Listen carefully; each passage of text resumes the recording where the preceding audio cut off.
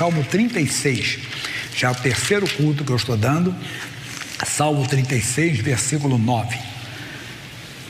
Logo o início ele diz para nós: porque em ti está o manancial da vida. Aqui diz mais ainda para nós, e o finalzinho do versículo: e na tua luz veremos a luz. Eu vou começar do final agora do versículo. Na tua luz veremos a luz. Nós não teremos luz se não for na palavra de Deus. Fora da palavra de Deus não há luz. Olha o que você conhece bem, o Salmo 119, ele vai colocar, nem vou sair daqui que eu tenho que voltar ao início. Salmo 119, versículo 105. Diz o que lá para nós?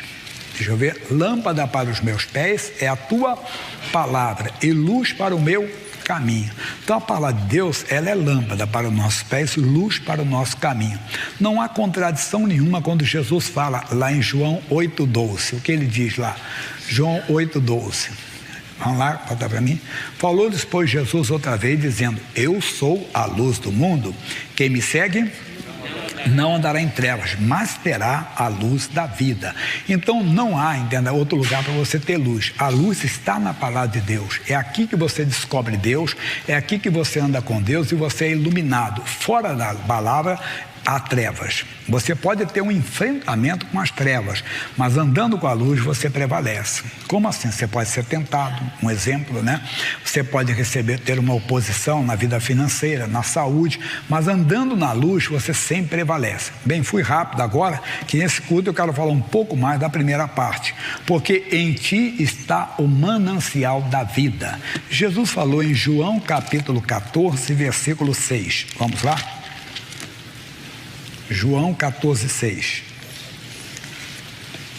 Disse-lhe Jesus: eu sou o caminho e a verdade e a vida. Ninguém vem ao Pai senão por mim. Ele disse: eu sou o caminho, a verdade e a vida. Quando Jesus está em mim, a vida de Deus está em mim.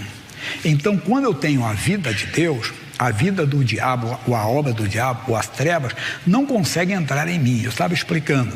Uma pessoa te provoca, uma pessoa te irrita, uma pessoa te prejudica, mas você não consegue guardar raiva, ódio da pessoa. Por quê? Porque a vida de Deus está em você. Se a vida de Deus está em você, você não consegue odiar uma pessoa, mesmo que ela tenha lhe machucado, mesmo que ela tenha lhe ferido, mesmo que ela tenha lhe prejudicado. Por quê? Porque a vida de Deus está em você.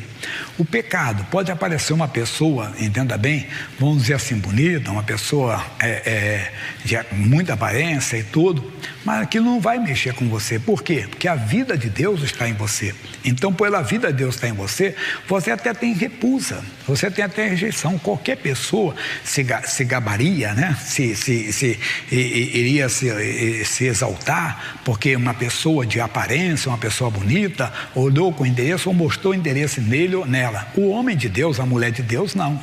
Se ele é um homem compromissado, ou ela, ou se aquela outra é compromissada, ele tem até repulsa, dá até uma revolta nele. Por quê? Porque a vida de Deus está nele. Como é que eu consigo? Vamos para João capítulo 6. João capítulo 6. Eu parei no versículo 54 no culto anterior, mas vou ler um pouquinho mais com vocês. Isso. João capítulo 6, versículo, eu vou ler do 48 em diante. Eu sou o pão da vida. Vossos pais comeram o maná no deserto e morreram. Este é o pão que desce do céu, para que o que dele comer não morra. Eu sou o pão vivo que desceu do céu. Se alguém comer desse pão, viverá para sempre. E o pão que eu der é a minha carne, que eu darei pela vida do mundo. Disputavam, pois, os judeus, dizendo: como nos pode dar este a sua carne a comer? Jesus, pois, lhe disse: na verdade vos digo, que se não comer a carne do Filho do Homem, e não beber o seu sangue, não tereis vida em vós mesmos. Quem come a minha carne e bebe o meu sangue, tem a vida eterna. Essa palavra vida eterna é Zoé, que é a própria vida de Deus. A vida de Deus está em nós quando nós comemos essa carne. Quando é que nós comemos? Nos alimentamos da palavra. Não é apenas a Santa Ceia, quando comemos o pão e bebemos o cálice. Claro, mantemos a comunhão, mostramos a nossa comunhão, damos publicidade à nossa comunhão, damos assim, né, notícia ao mundo que estamos em comunhão. Por isso celebramos a Santa Ceia, lembrando do seu sacrifício na cruz, lembrando que a vida dele está em nós agora. Mas é no dia a dia, que eu expliquei há pouco tempo para vocês, que todos os dias nós temos que ter comunhão com Deus. Comer o pão todos os dias, não é comer o pão de vez em quando. Imagine se você come só de vez em quando. O que acontece? Você fica fraco, não é verdade? Você tem uma alimentação 24 horas, por 24 horas, come uma comida reduzida. Um pregador falou, esse é o problema do cristão. Geralmente ele se alimenta uma vez por semana, quando se alimenta. Entenda? E quando ele se alimenta, nem sempre se alimenta. Às vezes a mensagem está sendo dada, ele não está comendo, quer dizer, ele não está recebendo aquele alimento, não está recebendo aquela pregação, não está recebendo aquele ensinamento que está sendo dado. A palavra está sendo dada, a pregação está sendo dada, e a pessoa então fica ali debilitada, porque ela não recebe, ela tem que receber. Mas não é só na igreja, é comer todos os dias, todo dia buscar o pão. Deus, eu quero esse pão, eu quero. Você vai ter a vida de Deus. Cada dia você se fortalece. Repito, você não vai conseguir odiar alguém. Você não vai conseguir ter raiva de alguém, por mais que essa pessoa seja maldosa contigo, por mais que ela tenha lhe dado um prejuízo. Você tem que se examinar. Paulo diz, examine-se o homem a si mesmo, né? Você tem que se examinar. A vida de Deus está em mim? Se eu estou conseguindo odiar alguém, ou se eu estou conseguindo desejar o que é errado, não estou bem. Eu tenho que buscar essa vida. A vida humana ou a vida pecaminosa está prevalecendo. Não pode. Você tem que se alimentar para que a vida de Deus apareça em você, para que a vida de Deus seja mais e mais presente. Mas vamos ler um pouco mais agora. Aí ele diz assim, e eu o ressuscitarei no último dia, porque a minha carne é comida e o meu sangue verdadeiramente é bebida. Quem come a minha carne e bebe o meu sangue, olha aí, permanece em mim e eu nele.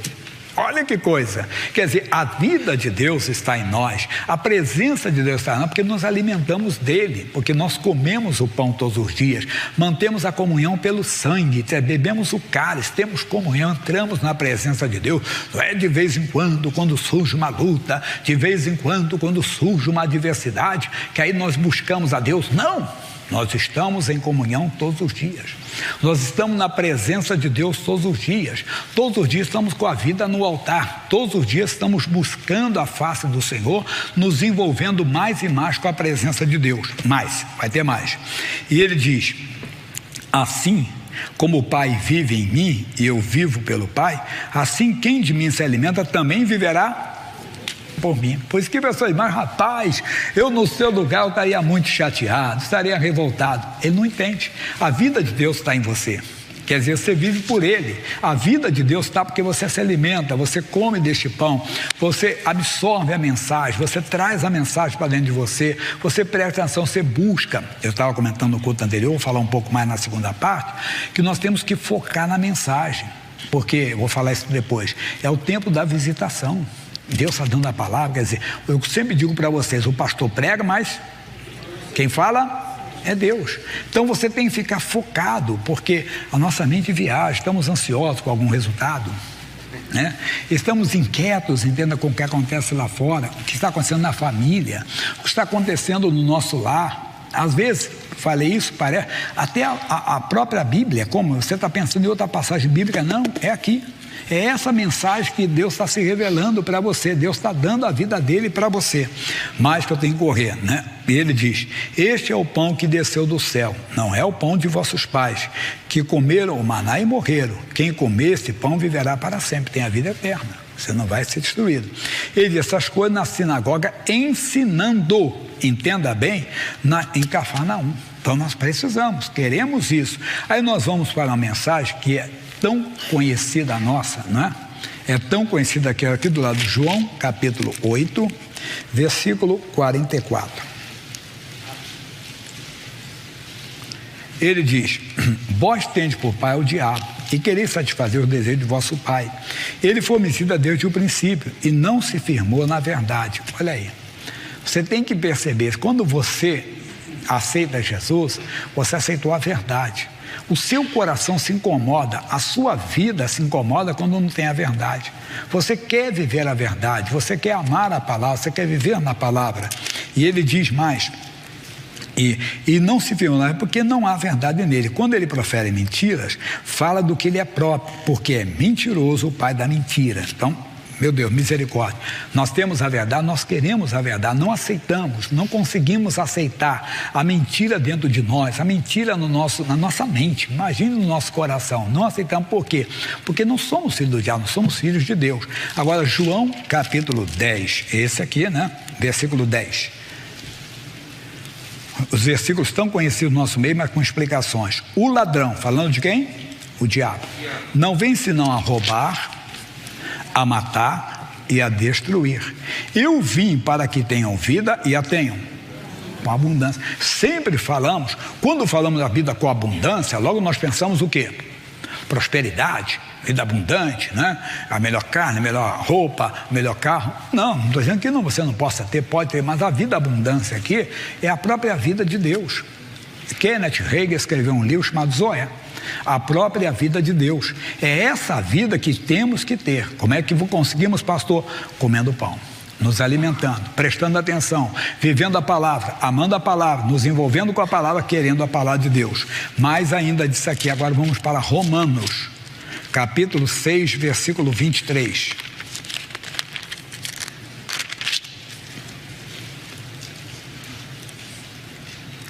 Capítulo 6, versículo 23. Ele diz, porque o salário do pecado é a morte, não adianta. Quem está nele vai ter a morte. E a morte não é só o caixão lá não, é a separação eterna de Deus. E isso, como pregador, eu tenho que sempre te avisar. Hoje, na mensagem que o missionário deu na internet, ele falava, viva a vida como se Cristo estivesse voltando essa noite. Você tem que estar todo dia preparado. Por isso, todo dia se examinando se tem pecado na sua vida. Porque se tiver, você vai ser recompensado pelo pecado que é a morte. Separação eterna de Deus. Não prescreve o pecado. O pecado, ele é apagado quando ele é confessado e abandonado, é claro. Você confessa e abandona, pode ser o pecado que for. Você ouve a mensagem, não, eu não quero a morte, eu quero a vida. Então você vai diante de Deus, pede perdão, você chora diante do Senhor, você rasga o coração diante dele. Você, Deus, eu preciso da tua misericórdia, eu preciso do teu perdão. Você vai, se envolve com Deus e Deus lhe dá o perdão, Deus lhe dá a misericórdia. Você pode ser que você é tomado por essa graça, você é tomado pela misericórdia, você é tomado realmente pelo amor de Deus. É lindo quando você consegue fazer isso, que você consegue se abrir e recuperar a vida de Deus para a sua vida, mesmo que você tenha ido longe demais. Não esqueça, sai do pecado, mas o dom gratuito de Deus é o quê? A vida eterna por Jesus nosso Senhor.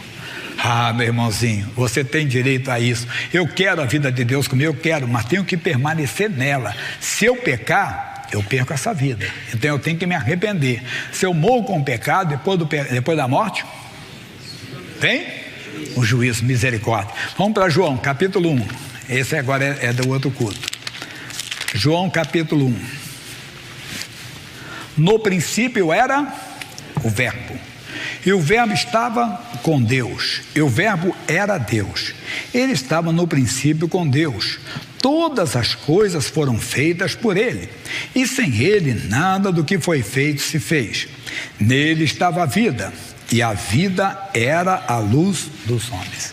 Não há vida fora dele, por isso ele disse lá na frente, eu sou o caminho, a verdade e a vida. Aí você vê, muito bonito isso aqui. No versículo 12, que é bem citado nosso, diz, mas a todos quantos o receberam, deu-lhes o poder de serem feitos filhos de Deus, aos que creem no seu nome. Glória a Deus. Aceitamos a palavra de Deus, somos filhos. Pode haver, a vida de Deus entra. Você vê, eu tenho a vida do meu pai, da minha mãe, sempre temos traços, não é verdade? temos a genética, né? Às vezes você tem certo tipo de moléstias, enfermidades, que a pessoa na sua família tem, porque nós carregamos a gene ali. Então nós temos aquela vida em nós. Quando nós aceitamos a Jesus e andamos com Ele, a vida dele está em nós. Repito, você tem que se examinar se a vida de Deus está em você. Quando a vida de Deus está em você, você não consegue odiar. Só estou falando duas coisas, mas poderia ser mais. Você não aceita uma proposta indecente financeira que vai até deixar você rico. Mas tem mentirinha. Ou se não tem mentirinha, é como diz no mundo jurídico. Diz, nem tudo que é legal é moral. Quer dizer, nem tudo que é certo, né, não é errado, mas não é moral. Teve um juiz de uma corte de um país e ele tinha uma posição, né, aparentemente bem... Mas ele fez uma coisa que não era errado, mas era muito criticado, principalmente porque parecia que aquela pessoa não amava o seu país. Porque amo muito o meu país, mas na hora de tributar, ele tributa num país que o imposto é menor ou é quase que zero. Quer dizer, cadê o patriotismo? Cadê o amor ao país, não é verdade? É muito fácil pegar o microfone, falar e tudo, mas às vezes a pessoa faz isso, porque ela vai ver o lado dela, então ela não vai tributar naquele país, vai ter a riqueza dela tá em outro lugar. Quer dizer, é legal, mas não é moral, principalmente dependendo da posição da pessoa. Às vezes é uma pessoa pública e tudo, quer dizer, o amor dela à pessoa, à sua pátria. A mesma coisa da palavra de Deus. Tem coisa que não é errado, mas fere a palavra de Deus. Então, aí eu pego como analogia, né? Nem tudo que é legal é moral, nem tudo que é legal é espiritual. Está de acordo com a palavra de Deus. Viva, não perca a vida de Deus. Então a vida de Deus em mim, a vida de Deus em você, não permite, não deixa eu odiar alguém, você odiar alguém, por mais que a pessoa tenha me pisado, por mais que a pessoa tenha me maltratado, por mais que ela tenha feito uma maldade comigo, que ela tenha feito algo errado contra mim, eu não vou odiar aquela pessoa, eu não vou conseguir odiar aquela pessoa. Por quê? Porque a vida de Deus está em mim. Mesmo que aquela pessoa seja apresentável, o Senhor não vai desejar, eu não vou desejar, porque é proibido pela palavra de Deus. Então, estou falando, você tem até aquela repulsa e você vai vencer e a vida de Deus está em você. Amém?